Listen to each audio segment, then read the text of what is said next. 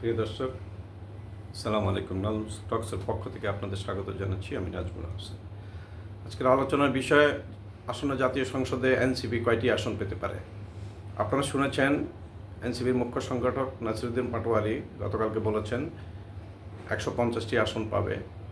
উনি অবশ্য মাস তিনেক আগে বলেছিলেন 300টি আসন পাবে, কারণ হঠাৎ করে 3 মাসের মধ্যে 150টি কমে 150টি হয়েছে। আসলে কয়টি আসন পেতে পারে এটা নিয়ে আমি একটু আলোচনা করব। প্রথমত, নির্বাচনে আসন সংখ্যা এবং নির্বাচনের ফলাফল নির্ভর করে মূলত পার্টির রাজনৈতিক দলের ইমেজ এবং প্রার্থীর ইমেজ দুটো একসাথে যোগ হয়ে তারপরে ফলাফল নির্ধারণ হয়। পার্টি ইমেজ যদি বলেন, এনসিপির যে নেতৃবৃন্দ এরা কিন্তু জুলাই যোদ্ধা।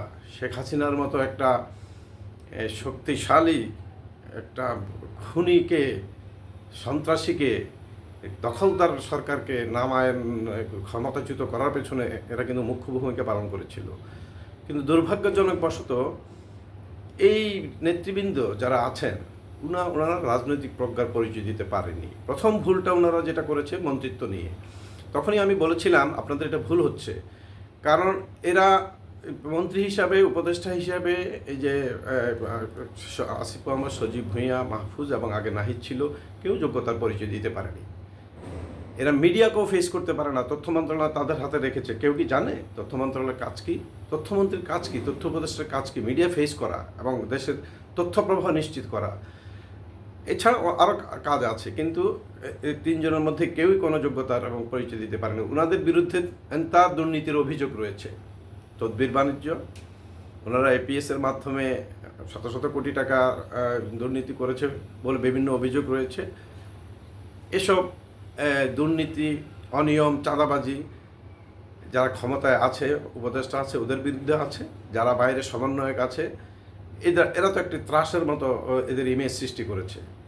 এখানে পদোন্নতি দেওয়া, এখানে নিয়োগ দেওয়া, এসব করে কিছু কিছু ক্ষেত্রে চাঁদাবাজি করে এরা একেবারেই এদের ইমেজ নষ্ট করে ফেলেছে। এবং এটার প্রভাব পড়েছে কিন্তু দেখেন ডাকসু এবং জাকসু নির্বাচনে একটি পদেও এরা জয়লাভ করতে পারেনি। এই যে ছাত্র উপদেষ্টারা তারা বলছে ছাত্রদের প্রতিনিধিত্ব করে, পিনাকি ভট্টাচার্য একটা ভিডিওতে বলেছে they no longer represent student community. তারা এই যে যে দুইজন এখন উপদেষ্টা আছেন, এরা ছাত্রদের প্রতিনিধিত্ব এখন আর করে না, কারণ ছাত্রদের প্রতিনিধিত্ব করছে এখন শিবির।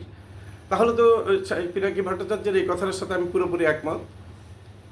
ছাত্রদের এদের এখন আসলে নেমে যাওয়া উচিত।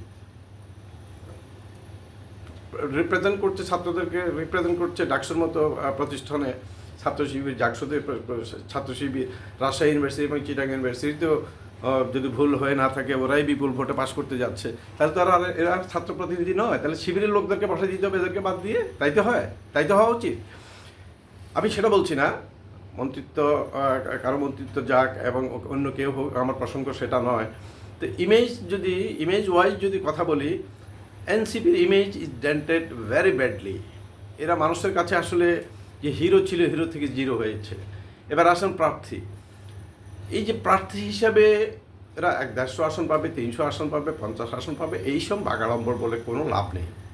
আমার যে রাজনৈতিক যতটুকু বিশ্লেষণ এবং যতটুকু আমি রাজনীতি বুঝতে পারি, এই ফেব্রুয়ারিতে ইলেকশন যদি হয় এবং তারা যদি এককভাবে নির্বাচন করে, বিএনপি এবং জামাত ছাড়া এরা কোথাও একটি আসনও পাস করতে পারবে না।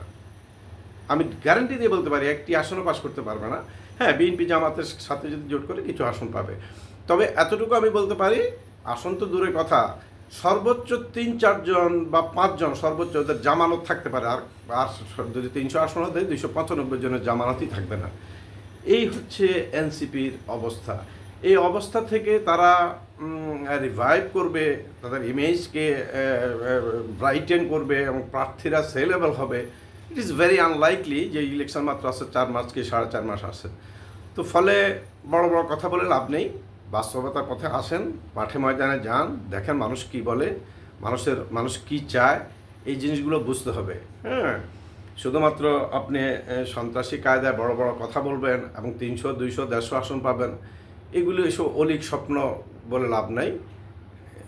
আপনারা এই খুব খারাপ পরিস্থিতির দিকেই যাচ্ছেন এবং খারাপ ফলাফল আপনাদের জন্য অপেক্ষা করছে। আপনাদের সকলকে ধন্যবাদ। আসসালামু আলাইকুম।